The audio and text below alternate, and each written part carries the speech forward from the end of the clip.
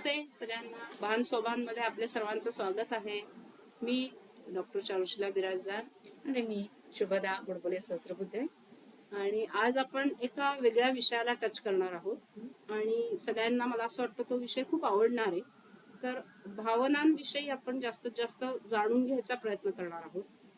तर भावनामध्ये असं एक आता हा आमचा डे टू डे ऑब्झर्वेशन, एवढ्या वर्षांचा अभ्यास, अनालिसिस याच्यावरच आपण बोलतोय.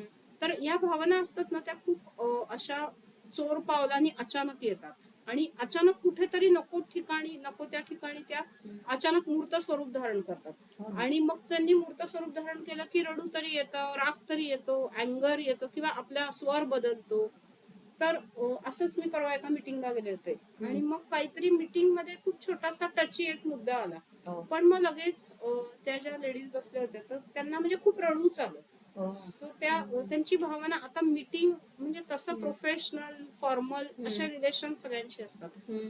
तर त्याच्यामध्ये असं अचानक रडू येणं हे बरोबर आहे का? तर आपण याविषयी जरा जास्त सविस्तरपणे चर्चा करू. मला असं वाटतं की हे बरोबर आहे का, योग्य आहे, किंवा आपण लेबल नसलो लावणार तर याच्या मागे काय कारण मीमांसा असेल, आपण चर्चा नॉन जजमेंटल होऊन आपण कुठल्याही प्रसंगांकडे बघत हे पुढे पुढे जातोय.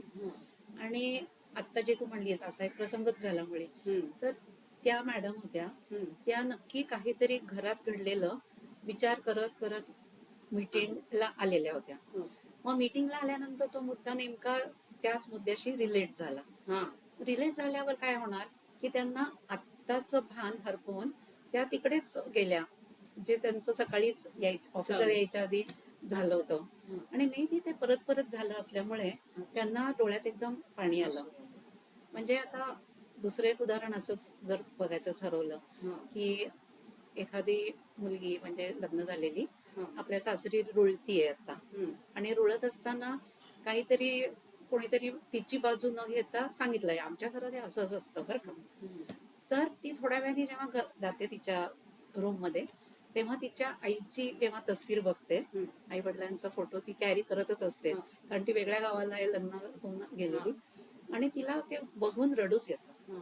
आता हे तिथेही ते बाई मीटिंग मध्ये अशीच आउटबर्स्ट झाला तिचा, इथेही तिचा आउटबर्स्ट स्वतःच्या बेडरूम मध्ये जाऊन झाला. हे सगळं आपण का रिलेट करतो तर आपल्याला कुठेतरी रिस्पेक्टशी किंवा एखाद्या आयडेंटिटीशी आपल्या एकदम कॉन्ट्रोव्हर्सी येते. अच्छा, तेव्हा असं सगळं होतं. म्हणजे अशा कॉन्ट्रोव्हर्सीज ना, एक दुःखाची भावना तिने जर अनालाइज करून त्याच्यावर काम केलं असतं तर हे कमी झालं असतं. अनवॉन्टेड प्रसंग टळले असते. तर काम करणं म्हणजे काय असा विषय राहतो. तर काम करणं म्हणजेच काउन्सिलिंग सारखं तुमच्या ओळखीच्या घरात कोणीतरी एक व्यक्ती पाहिजे ज्यांच्याशी तुम्ही मोकळेपणाने सांगू शकता आणि ते तुम्हाला ऍडवाइस न देता, जजमेंटल न होता काहीतरी तुमचं ऐकून घेतात.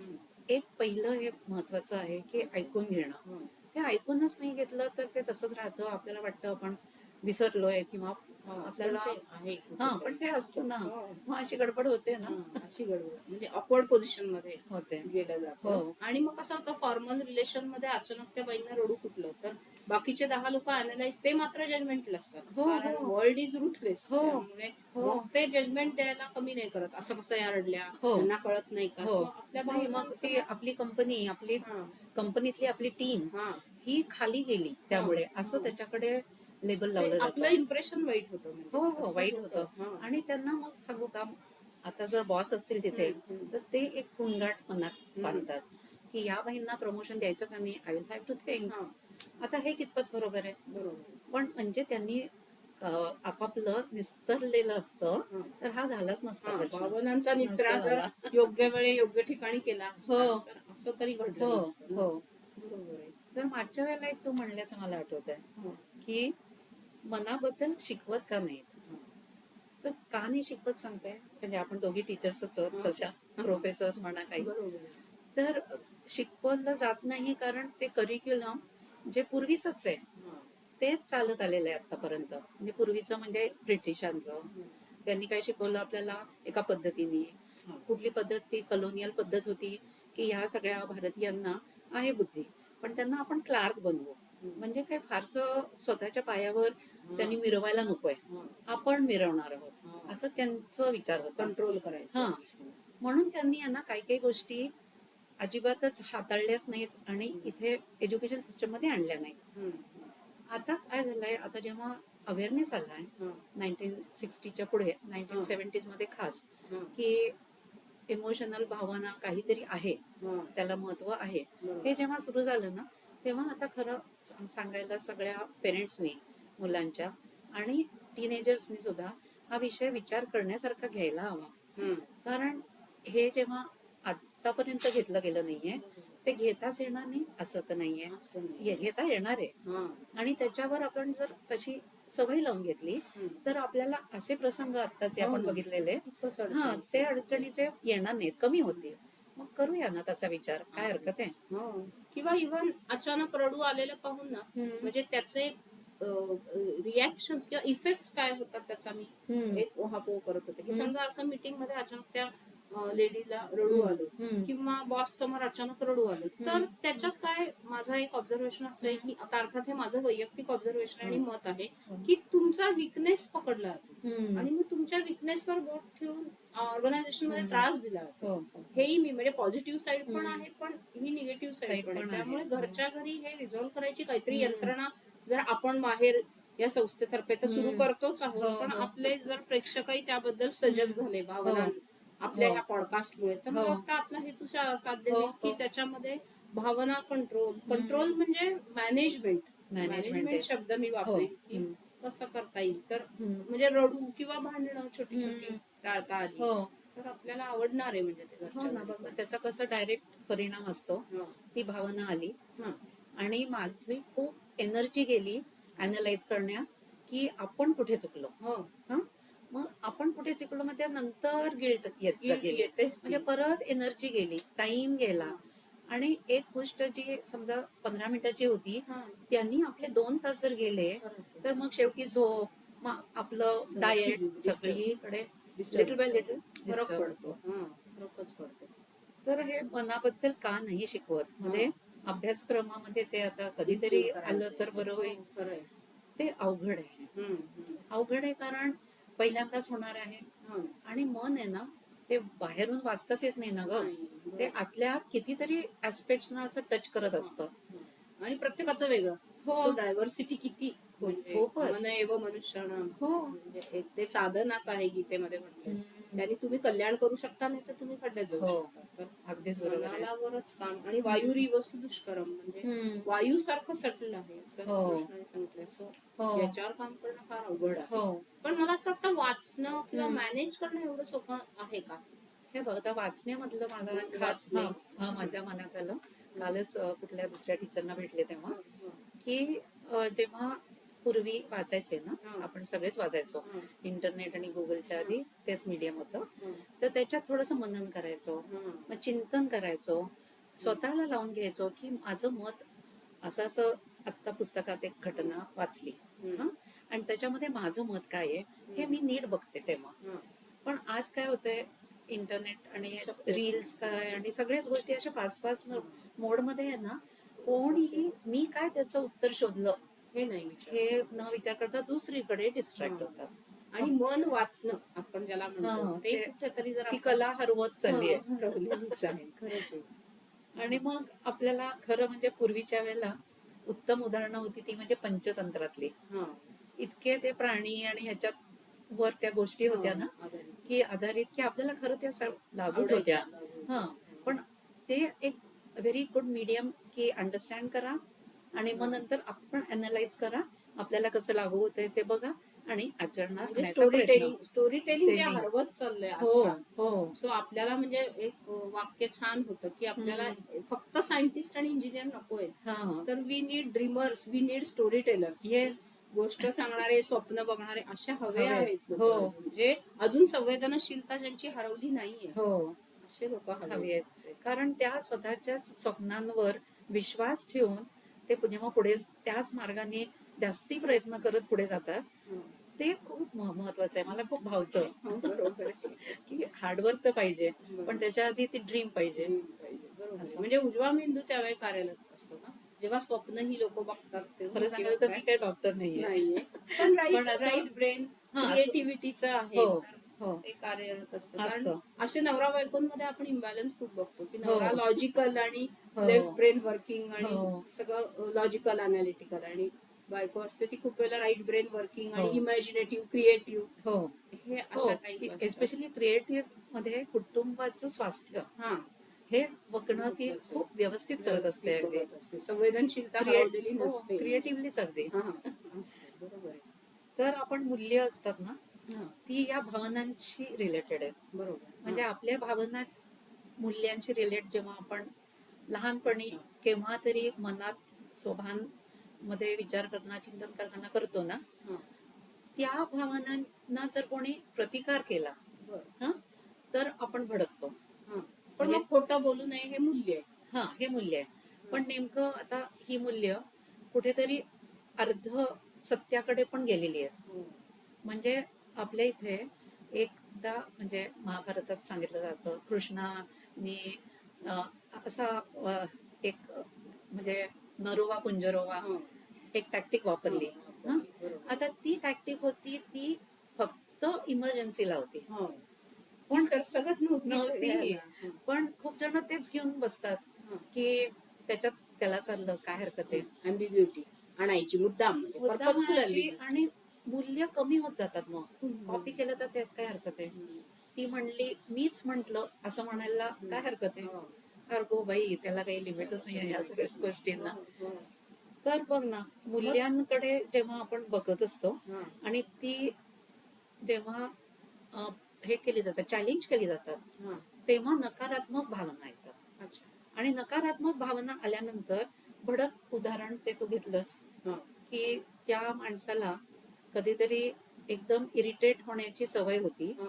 राग त्याचा सगळेजण झेलत होते. त्याला काय वाटलं की रस्त्यावरचे सगळेच जण झेलतील. तो ड्राईव्ह करताना काहीतरी असाच कट झाला किंवा काही एकदम इरिटेट झाला, दार उघडून बाहेर आला आणि आता त्याच्या मनात होतं आता मीच मारणार आहे. हा म्हणजे इतकं भडक झाला. म्हणजे थोडक्यात त्याचं नियंत्रण काहीच नव्हतं भावनांवर आणि त्यांनी त्याच्यावर कामही केलेलं नव्हतं. मग असं जेव्हा होतंय, नकारात्मक भावना जेव्हा होत आहेत ना, तेव्हा म्हणजे मूल्यांशी संघर्ष झाल्यावर येणार आहे. त्याची मूल्य काय होती ती तो विसरून पण गेला होता, कारण त्याचा राग इतका ओव्हर पॉवर केला, इतका ओव्हरपॉवरिंग झाला होता. आणि लहानपणापासून त्याच्या आई वडिलांनी किंवा घरातल्यांनी सहन करत नेलेलं होतं. हा तो हुशार आहे ना म्हणून अलाउड आहे. अगं म्हणजे राग ही आयडेंटिटीच बनते आणि मग हो. आपली स्व आयडेंटिटीच आपण विसरतो. वी बिकम द अँगर हो कम्प्लिटली. हो वी आर इनटू इट. हो म्हणजे आपण त्याच्यापासून अलिप्त व्हायला शिकायला हवं ना, ते राहतच बाजूला. तर सकारात्मक हा योग्य मार्ग. आणि आपण जर निगेटिव्ह कडे पण जातोय, कधी राग चीड ती आपल्याला न्यायपूर्व नाही वाटत आहे. म्हणजे ती अन्यायी आहे पण आपल्या हातनं झालेली आहे. तर त्याच्यावर नक्की काम करायला पाहिजे. नाहीतर आणखीन पुढे पुढे रॉंग्सच होत जातात राईट्सच्या ऐवजी. आणि मला तुला चारू एक विचारायचंय, आपल्याला रॉंग भावना आणि राईट भावना हे बघताना कुठल्या जास्ती लक्षात राहतात? निगेटिव्हच लक्षात हो राहतात ना. सगळ्यांच्या. म्हणजे पाणी जसं उतराकडेच येतं, हा, हा तसं. प्रकृतीचा स्वभाव आहे बहुतेक, की आधी निगेटिव्ह लक्षात राहतं. पण आता जर आपण शिकणार असलो ना, तर आपण न्यूज अँड गुड पासून शिकायला काय हरकत आहे की व्हॉट इज गुड. आणि मी ते जास्ती वेळ बोलले ना तुझ्याशी, तर मला ते जास्ती वेळ आणखीन एक मला तरी सांगायला स्वभान राहील आपलं. तर तसा जर आपण प्रयत्न केला सकारात्मक, तर आपलं योग्य असतो. मग तो चांगलं. भावना आपल्या मग हळूहळू काबूत यायला कमी लागतात. होतात, नक्कीच हो. कमी होतात. म्हणजे निगेटिव्ह भावनांचा तो स्ट्रॉंगनेस जो असतो तो हो, कमी होतो. कमी होतो. आता आपण जेव्हा हे बघतोय तेव्हा पंचतंत्राचं आपण एक बघितलं, जसंच उपयोग. आता ती मगाशी आपण म्हटलं बायका कसा विचार करतात की त्याच्यातनं क्रिएटिव्हली सोल्युशन काढतात. मी तुला म्हणजे विषय बदलतात, मी तुला हे खायला देऊ का ग तुझ्या आवडीचं, की तो विषय संपतो. किंवा कोणाला तरी आठवण करून देतात, अहो तुम्हाला जायचंय ना जरा तिकडे, म्हणजे थोडक्यात असं जरा तुम्ही आता बाहेर पडा, वळण दिलं जातं.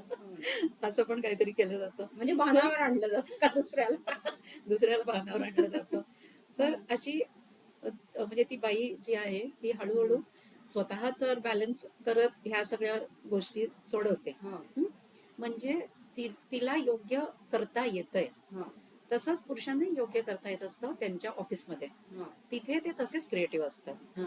म्हणजे क्रिएटिव्हिटी असते सगळ्यांमध्ये, पण कुठेतरी त्यांना वाटतं, कोणालाही वाटतं हा, की मी इथे सेफ आहे, इथे मी मोठ्यांनी माझं मन मोकळं करणार, हा. हक्क. ओरडा पण आला करून. पण सगळ्यात प्रॉब्लेम येतो तो जवळच्यांवर सगळ्यात जास्ती इनजस्टिस होतो. हा, कारण एक मिनिट, तुम्ही त्यांना ग्राह्य धरलेलं आहे, हा. Taken for granted, Granted. आणि म्हणून तुम्ही इथे ओपन होताय. हा. पण ओपन होताना न्याया बाजूनी काहीच करत नाही आहात. नाहीये.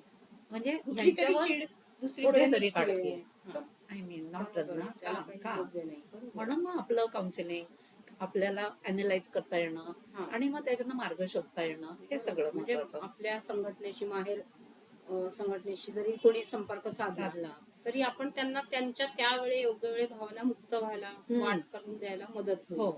बरोबर. मग अशी जेव्हा बरेच वेळेला होतात ना हा, प्रयत्न आपल्या बाजूने काउन्सिलिंग मध्ये हा. ओपन होण्याचे, आणि हा. ते निस्तरा म्हणजे पूर्ण निचरा करायचा फक्त, निचरा विस्ताराची भावना. हो येते, तेव्हा हळूहळू आपल्याला जरा सवय लागायला लागते की अरेच्या, मला हे कळलंच नाही की मला राग आला होता, हा. की मी दुसऱ्यांवर त्यांना रिस्पेक्टफुल वागवलं नव्हतं, बरोबर. असं हा. ते हळूहळू लक्षात यायला लागतं. अच्छा. आणि आता कारण म्हणजे अज्ञानच असतं ना, कळतच नाही ना. नाही. ज्याला राग येतो ना त्याला हे कळतच नसतं की त्याला हो. राग आलाय. हो ना. So, मग हो त्याला ना. तो अवेअरनेस दिला की राग येतो. हो. की तुला राग आलाय एखाद्या व्यक्तीला, तर ते त्या ऍडमिशन म्हणजे they were not ready to admit. They were not accepting themselves.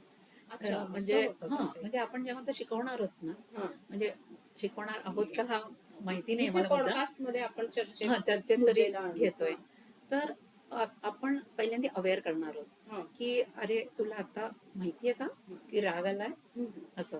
मग ते झाल्यावर त्यांनी त्यांचे कान उघडे ठेवून ऍक्सेप्ट करायला पाहिजे की हो हो, असं झालं येस, आता मी याच्या पुढे अवेअर तरी होतो, जरा तरी होतो, आणि मला तू प्लीज अवेअर करत जा. पण लाज वाटत असेल ना, राग आला असं एखाद्याला म्हटलं. सांगितलं की जास्ती राग येतो, म्हणजे त्या व्यक्तीला आत लाज वाटते म्हणून राग येतो म्हणून का? जास्ती राग येतो. अच्छा. हा. म्हणजे ऍक्सेप्टन्स हे त्यांना कधीतरी शांतपणे आपापलं स्वतः करायचंय. हम्म, हम्म. स्वतः आपापलं करा, तुम्ही सगळेच मोठे आहात. हा. आणि मग ते गेल्यानंतर हळूहळू तुम्हाला लक्षात येईल की अच्छा, माझं हे झालं ना की माझं ते ट्रिगर होतं. असं टेम्पर सटकतो आपण साध्या हा, भाषेत सटकतो. बोलतो, हो. म्हणतो. हो. हा. तर ते अनालाइज करून आपल्याला हळूहळू बघता येणार आहे की आपल्या सवयी कोणत्या आहेत, हम्म, आणि कोणत्या सवयी आपल्याला, मागच्या वेळेला बोललो 1-10 पर्यंत मोजा, हम्म. किंवा असं काही करून आपल्याला त्या थोड्या नियंत्रणात आणता येतात. हा, सो हा, सवयी आपल्याला लावून घ्यायच्या आहेत चांगल्या, हा, हा. आणि आपली आयडेंटिटी जी झाली ती आता आपण करणार आहोत, हा, बदलणार आहोत. कारण आपली आयडेंटिटी म्हणजे सच्चित आनंद आहोत आपण खरं ना. लहानपणी होतो, हो, छान. अगदी अतिशय हा, निर्मळ होतो. हा. पण जसे आपण बघत गेलो आपल्या तशी ती घरच्यांमध्ये, फुटं चढत गेली म्हणजे थोडक्यात. हो, चुकीची. हा, आणि मग आपल्याला वाटलं हे काय हरकत आहे, हा, त्या माणसाला त्यातनं मिळाली सुटका. म्हणजे हा. हे बघ, काहीतरी रॉंग झालं, हा. त्या माणसाला राग आला, हा, बरोबर. काहीतरी रॉंग केलं दुसऱ्यानं, हम्म, राग मला आला. हम्म. राग मला आल्यानंतर मला ते माहिती नव्हतं कसं हँडल करायचं. पण सगळेजण गप्प बसले. हम्म, का गप्प बसले, तर सगळ्यांना वाटत होतं आत्ता नको बोलायला, हा रागाला वारं नको घालायला. हम्म. की त्या लहान बाळाला काय वाटलं की हा, रागला तरी चालतं, सगळे Validate. ऐकतात. व्हॅलिडेट केले. हम्म, तर ह्या चुकीच्या गोष्टी उचलल्या गेल्या सवयी सुद्धा. मग हम्म. तर त्या आपल्याला आता जर कळल्या, हा, आणि जर आपण त्या योग्य दिशेने घेतल्या, हा. ऍक्सेप्ट केल्या, तर त्याच्यावर आपण काम करायला लागतो. काम करायला लागल्यानंतर आपल्याकडे ह्या दोन्ही गोष्टींमधली ती पहिली गोष्ट जी आहे हा. की मीटिंग मध्ये रडू आलं, हा. ते कमी होतं. ते कमी. आणि नातेसंबंधही सुधारतात ना. नातेसंबंध- म्हणजे भांडणं जर घरातली कमी झाली, आता हो. एवढ्या तेवढ्या गोष्टीसाठी कोणी लगेच काय करू असं नाही होत, पण तिथेच ती गोष्ट जर स्टिच इन टाइम हा. सेव्ह नाईन तसं हो. जर त्याच वेळी ती केली तर हो. मला असं वाटतं की अजून त्याच वाढणार वेळी नाही, नातेसंबंध आपले चांगले. चांगले राहतील. आता कुटुंबाचं खरं हे कामच आहे हा, की समजा संध्याकाळी घरी येत आहे, जेवता हा. एकत्र, हा. हं? तर जेवण झाल्यावर आज काय झालं हा.